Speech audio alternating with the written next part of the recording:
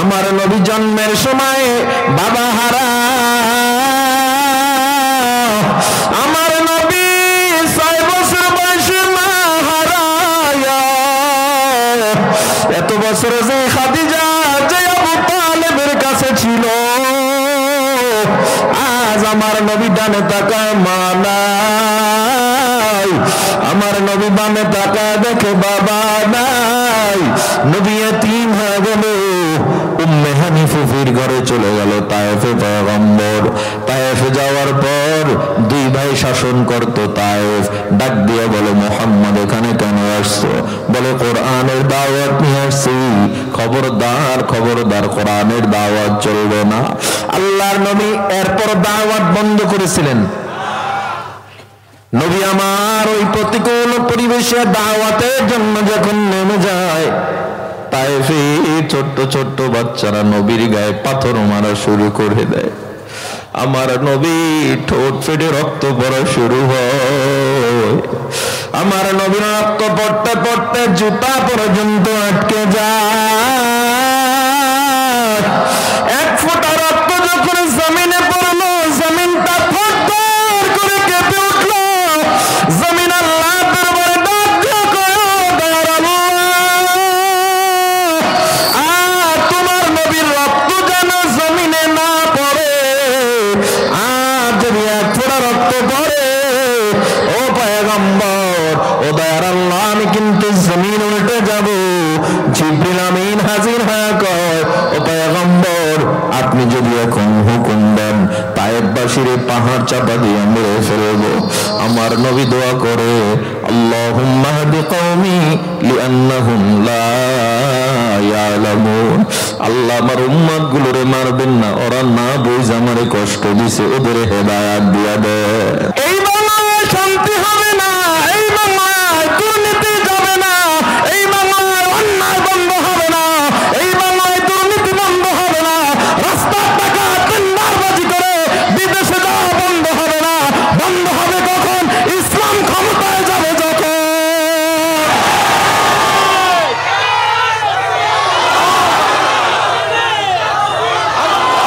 ইসলামকে মাইনাস করিয়া এই বাংলার মানুষ যতদিন পর্যন্ত রান দান বাম এদেরকে চেয়ারে বসাইবা, খেলাফতের স্বপ্ন যতদিন পর্যন্ত বাংলার মানুষ না দেখবে, এই বাংলার মানুষ যতদিন ওমরের মতো ব্যক্তিত্ব নেতৃত্বের চিন্তা না করবে, এই বাংলার মানুষ যতদিন পর্যন্ত শাহ সিকান্দার সুলতান সুলেমানের মতো নেতৃত্ব চিন্তা না করবে, আবু বকরের মতো নেতৃত্ব চিন্তা না করবে, বাংলার মানুষ পদদলিত হবে, অবহেলিত হবে। গরিবের টাকা মাইরা সবাই কলা গাছ আঙ্গুর ফুলে কলা গাছ বিদেশ যাবে, তবুও বাংলার মানুষ শান্তি পাবে না। ঠিক কিনা জোরে বলেন?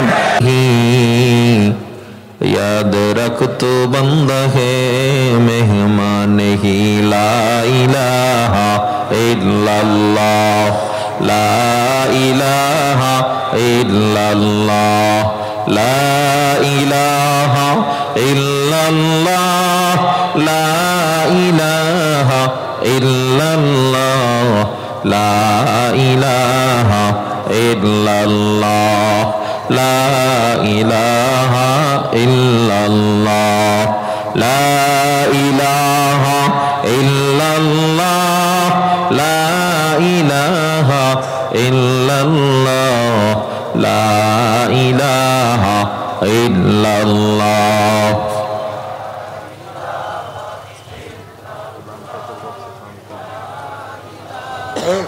इल्लल्लाह ला इलाहा इल्लल्लाह मुहम्मदुर रसूलुल्लाह। अस्तगफिरुल्लाह रब्बी मिन कुल्ली ज़ंबिन व अतूबु इलैहि ला हौला वला कुव्वता इल्ला बिल्लाह ला हौला वला कुव्वता इल्ला बिल्लाहिल अलिय्यिल अज़ीम। ঐতিহ্যবাহী জামিয়া তালিমিয়া মাদ্রাসা উদ্যোগে আয়োজিত জাতীয় ইসলামী মহাসম্মেলনের ৪র্থ অধিবেশনের প্রারম্ভে উপস্থিত অত্র মাহফিলের সম্মানিত সভাপতি উপস্থিত অত্র মাদ্রাসার সম্মানিত মুহতামিম, আসাতাজা ইকরাম ও তালাবায়ে আযম, মঞ্চে উপস্থিত জাতির মাথার মুকুট কাবিলে সদর হতরাম হযরত উলামায়ে কেরাম, আমার সামনে উপস্থিত আছেন দেশের বিভিন্ন প্রান্ত থেকে আগত আল্লাহ পাকের প্রিয় বান্দাগণ। মাগরিবের নামাজ আদায় করে আল্লাহ আমাদেরকে এমন এক মজলিসে কবুল করেছেন, যেই মজলিসের ব্যাপারে আল্লাহর নবী সহিহ বুখারীর হাদিসে কুদসিতে বলেছেন, নাযালাত আলাইহিমুস সাকিনা, আল্লাহ ময়দানে সরাসরি সাকিনা নূর নাজিল করেন। তো এই জন্য আল্লাহর দরবারে আমরা সকলে একবার শুকর আদায় করি, আলহামদুলিল্লাহ। আল্লাহ তাআলা আমাদের কেমন এক মজলিসে এনেছেন, এতে আমরা খুশি না বেজার? আমরা কি কিয়ামত পর্যন্ত এমন মার্কাজ প্রতিষ্ঠিত হয়ে থাক, এটা মনে প্রাণে চাই? আল্লাহ তাআলার কাছে সবাই দোয়া করবেন। অনেক পরিশ্রম, মাথার ঘাম পায়ে ফেলে প্রতিষ্ঠান দাঁড়িয়ে আছে, তাকওয়ার এক ফাউন্ডেশনের উপরে দাঁড়িয়ে আছে। কোনো মাদ্রাসা অর্থের উপর দাঁড়িয়ে থাকে না, বিল্ডিং এর উপরে দাঁড়িয়ে থাকে না। একটা মাদ্রাসা দাঁড়িয়ে থাকে তাকওয়ার উপরে, ইখলাসের উপরে। তা আপনারা দোয়া করবেন আল্লাহ তাআলা যেন এই প্রতিষ্ঠানকে কিয়ামত তক কবুল করেন।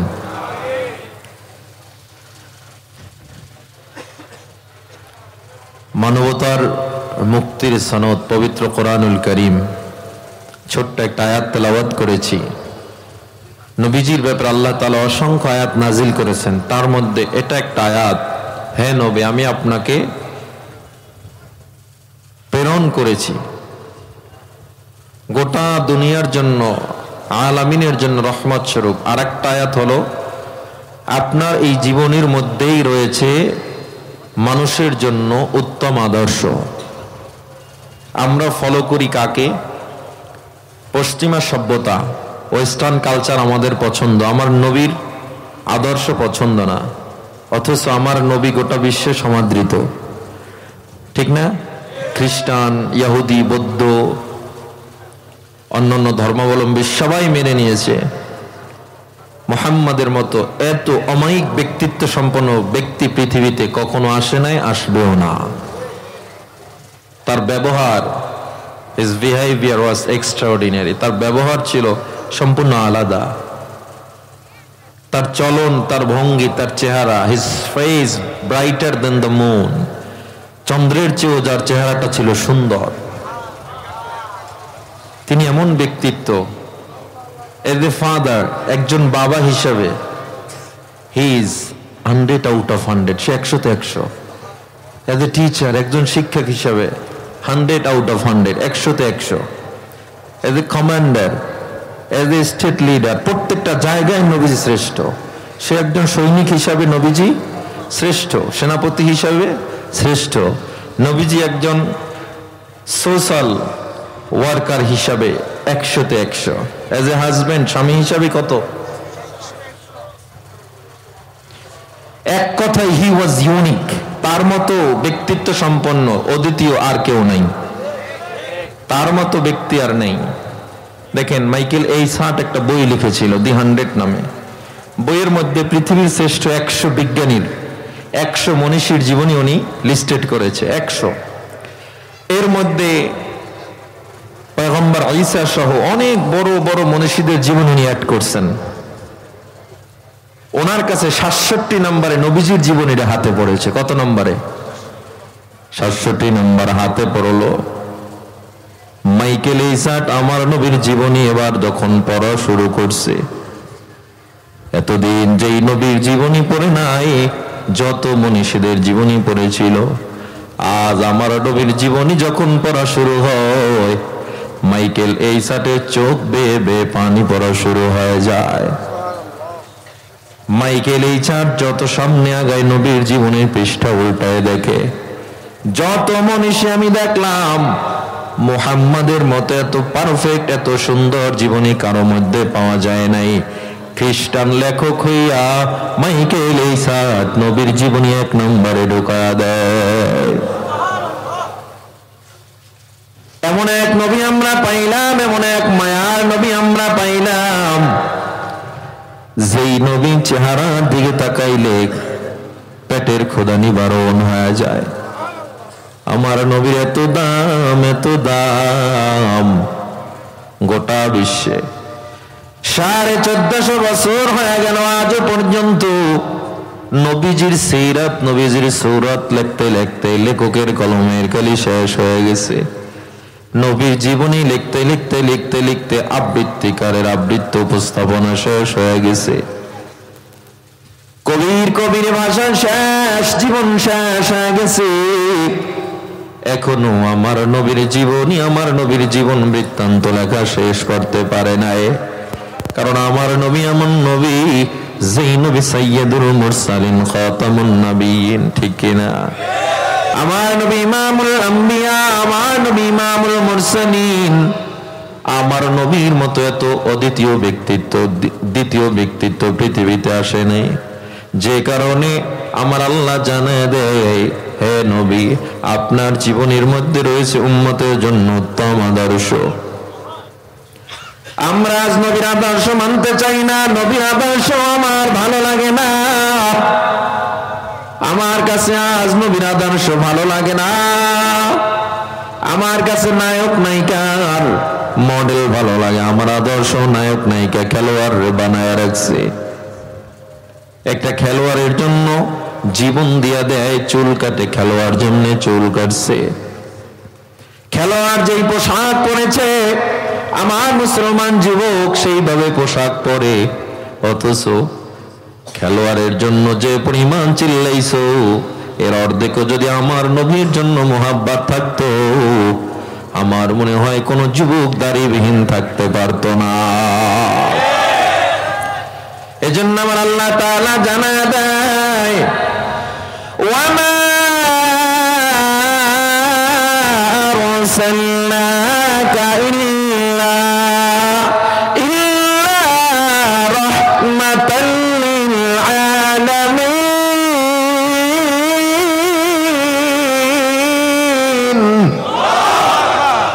সাইয়্যিদুল কাউনাইন খাতমুল মুরসালিন আখির মদবুদ ফখরুল আউয়ালিন শুধু ওজুদাস রহমাতাল লিল আলামিন মসজিদে উশদ হামারো জমিন।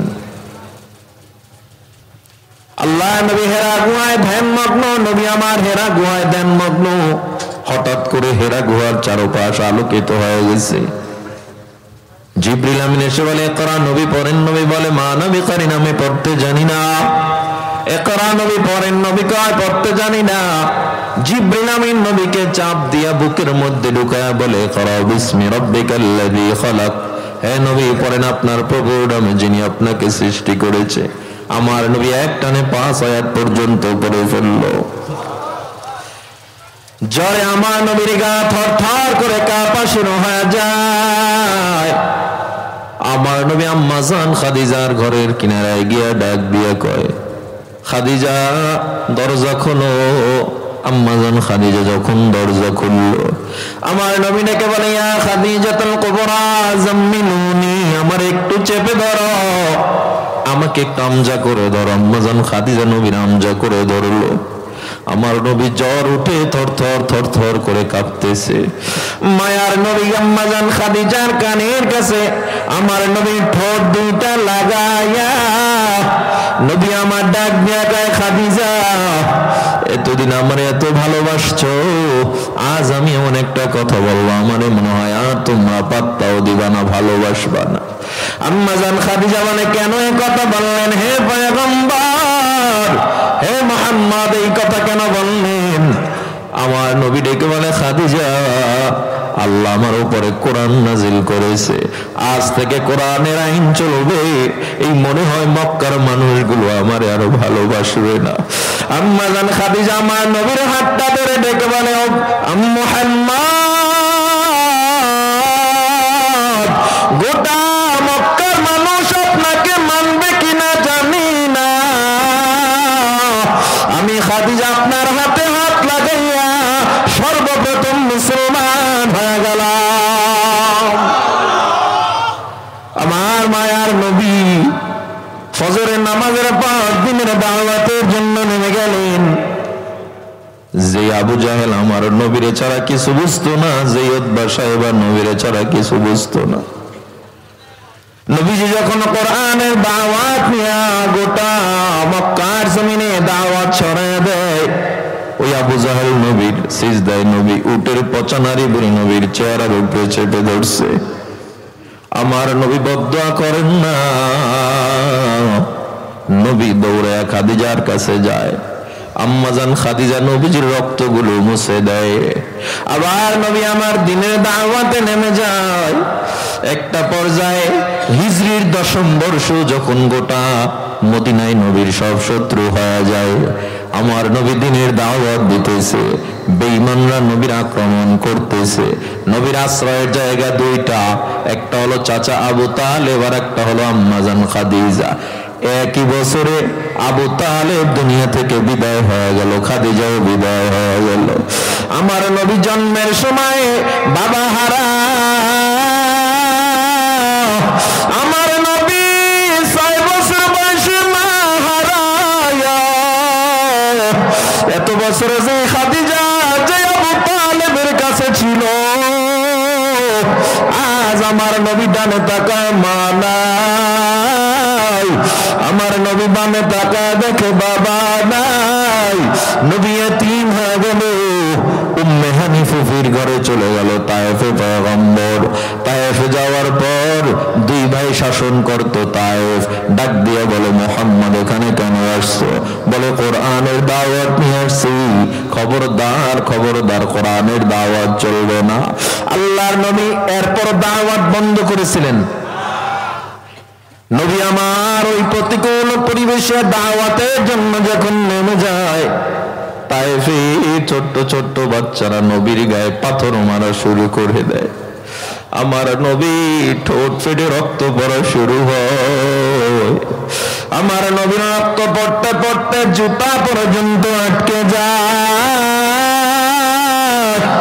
1 ফোঁটা রক্ত যখন জমিনে পড়লো, জমিনটা থরথর করে কেঁপে উঠলো। জমিন আল্লাহ দরবারে ডাক দিয়ে কয়, দয়ার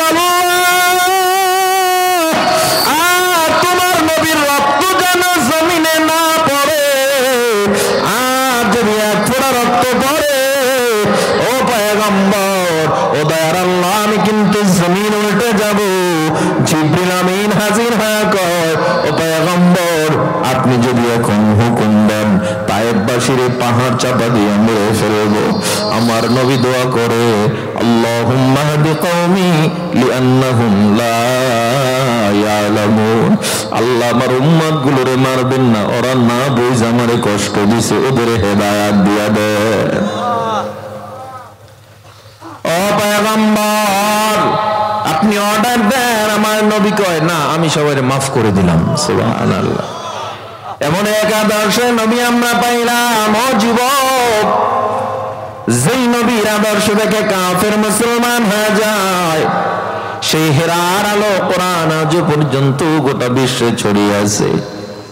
আমার নবী যার ধারক বাহক, সেই কোরআনের আলো জামিয়া তালিমিয়া ছড়াইতেছে, ঠিক কিনা? সুতরাং এই কোরআনের আলো, কোরআনের নূর যদি সিনায় না নিতে পারো, এর চেয়ে কপাল পোড়া মুসলমান আর হতে পারে না।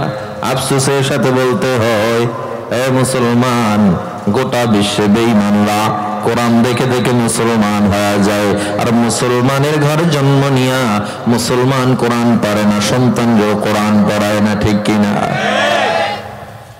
কয় সন্তান কই পড়ে? কয় মাদ্রাসায়। কয় কি লাভ? মাদ্রাসায় পড়ে কোনো লাভ নাই। কোরআন শিখবে, মাথা ডুলায় ডুলায় আরবি পড়বে, আর কিছু জানবে না। এ মুসলমান, আমারে জবাব দেন, ও ঢাকার মুসলমান, কোরআন কি শুধু আরবি পড়ার নাম, নাকি সব এলেম কোরআনে আছে?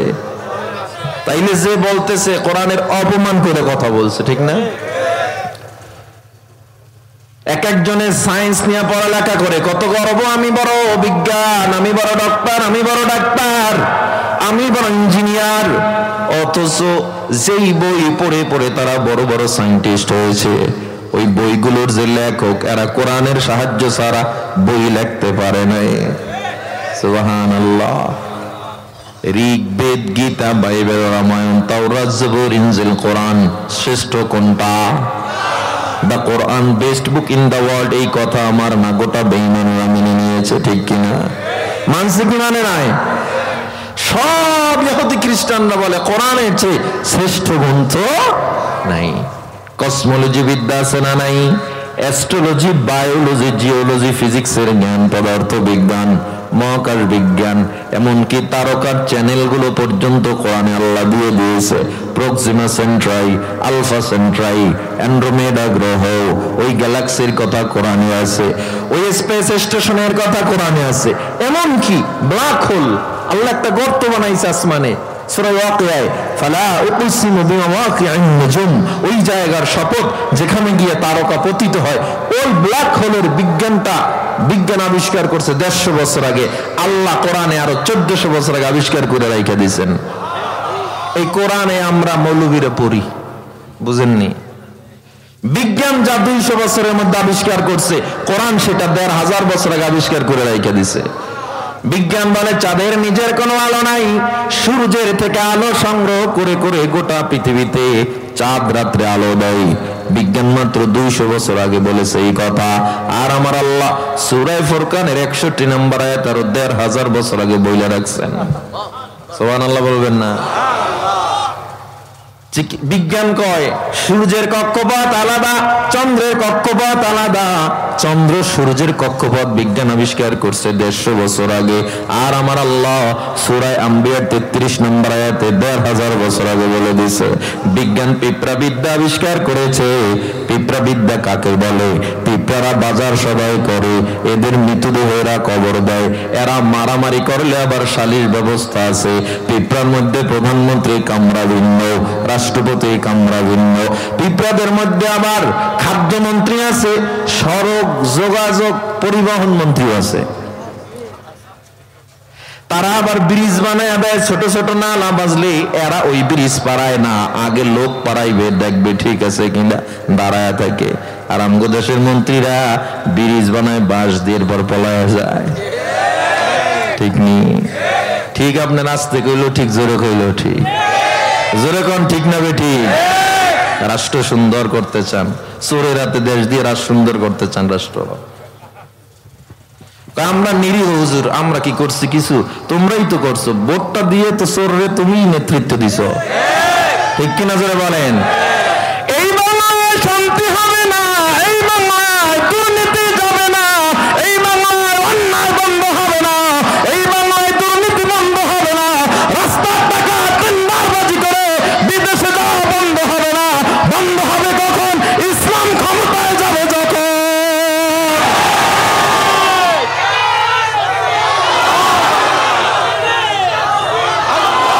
ইসলামকে মাইনাস করিয়া এই বাংলার মানুষ যতদিন পর্যন্ত রান ডান বাম এদেরকে চেয়ারে বসাইবা, খেলাফতের স্বপ্ন যতদিন পর্যন্ত বাংলার মানুষ না দেখবে, এই বাংলার মানুষ যতদিন ওমরের মতো ব্যক্তিত্ব নেতৃত্বের চিন্তা না করবে, এই বাংলার মানুষ যতদিন পর্যন্ত শাহ সিকান্দার সুলতান সুলেমানের মতো নেতৃত্ব চিন্তা না করবে, আবু বকরের মতো নেতৃত্ব চিন্তা না করবে, বাংলার মানুষ পদদলিত হবে, অবহেলিত হবে।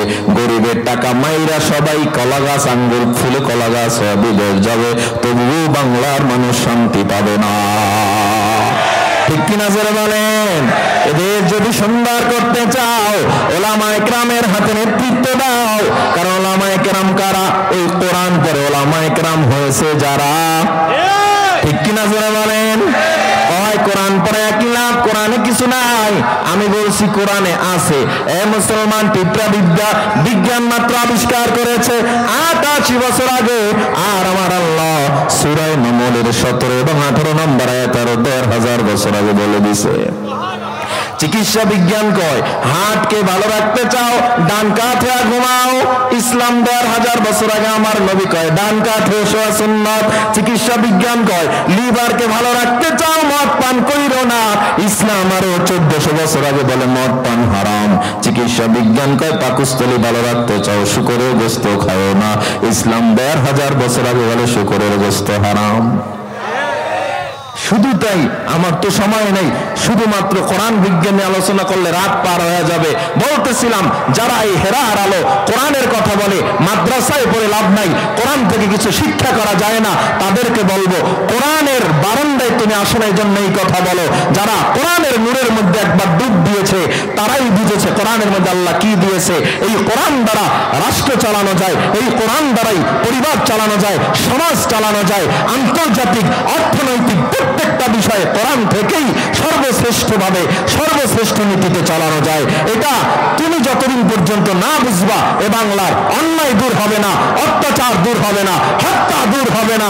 শুধুমাত্র 16 বছরের দোষ দিলে হবে না। আমি বলি 53 বছরে আজ পর্যন্ত বাংলার মানুষ পরিপূর্ণ স্বাধীনতা পায় না। হ্যাঁ, 16 বছরে আমরা ছিলাম আইসিইউতে, এর আগের টাইমে ছিলাম লাইফ সাপোর্টে, এই তো ঠিক কিনা? দেশকে সুন্দর করতে হবে, নেতৃত্ব আসবে সামনে। দেশ কারো দাদার না, দেশ কারো বাবার না, দেশ আমার, আমাকে সুন্দর করতে হবে। নেতৃত্বে নামাজি বান্দা লাগবে, ঠিক কিনা জোরে বলেন? দেশটা নয়তো কারো বাপের বেটা, করবে মন চাহিলেই যখন যেটা। দেশটা লক্ষ মায়ের ইজ্জতেরই দামে কেনা, মাটিতে মিশে আছে লাখ শহীদের রক্ত কণা। দেশটা লক্ষ মায়ের ইজ্জতেরই দামে কেনা, মাটিতে মিশে আছে লাখ শহীদের রক্ত কণা। শহীদের রক্তের দামে কেনা আমাদের সোনার বেটা, শহীদের রক্তের দামে কেনা আমাদের সোনার বেটা। তবে কেন অভ্যাস হলো বিদেশিদের চরণ চাটা। দেশটা নয়তো কারো বাপের বেটা, করবে মন চাহিলেই যখন যেটা।